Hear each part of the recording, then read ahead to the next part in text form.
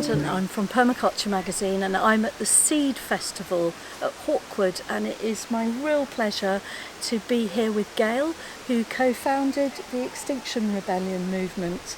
So first of all, welcome.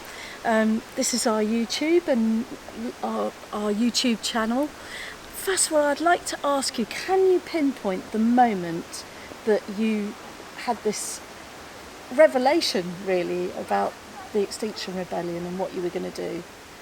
It's not really a moment. I've known all my life that I was part of some change that was going to come, and that sounds a bit messianic and a bit weird, but I don't mean to sound like that.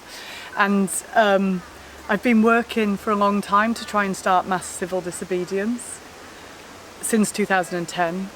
I was a director of Transition Stroud for a while, by the way, and we have a community-supported biodynamic farm here, so this permaculture stuff's really in my body. But knowing that so much of that stuff feels quite marginal, where it has to be central, and it's not going to change to the centre until some big shift comes, and feeling that we need to have a big shift.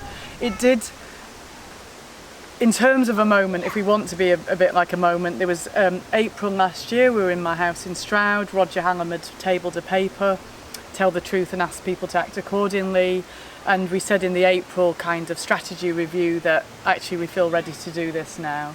We weren't ready actually, as it happens, but we did it anyway. So we met in a cafe in Bristol in May, and we started planning, and we had the name, I think, just about by the end of May. And everybody hated it, by the way. We nearly fell out over the name. So I hear that you're taking the Extinction Rebellion into different areas. Would you tell us a little bit about what you're doing now? That you've established the movement, and now you're developing its impacts. Well, you know, let's be clear, the movement's established itself actually. You know, there are people across the world, there are many groups in the UK, and if you make any of us be the special people, it's really not honouring of everybody's effort in this movement, and none of us are in control of this thing, right? So, and we don't want to get all parental about it, right? Oh, why don't you people do this thing? There is some power when you have a role in a movement as a spokesperson, or you're seen as somebody who helped get it off the ground, and there is some power when you have access to the database or the social media. So I mean, I have slightly gone off on a tangent to your question, but I just think it's really important to say that, as Mac would say, we're all chiefs. Yeah, and all Indians, and then, or whatever. And we're all empowered. If that's the right phrase. Yeah. Wondering about the appropriation in there. Okay. But anyway, we all need to be in service, is what I would say. Yeah. In service to this movement, and in that way appreciating everything that everybody's doing.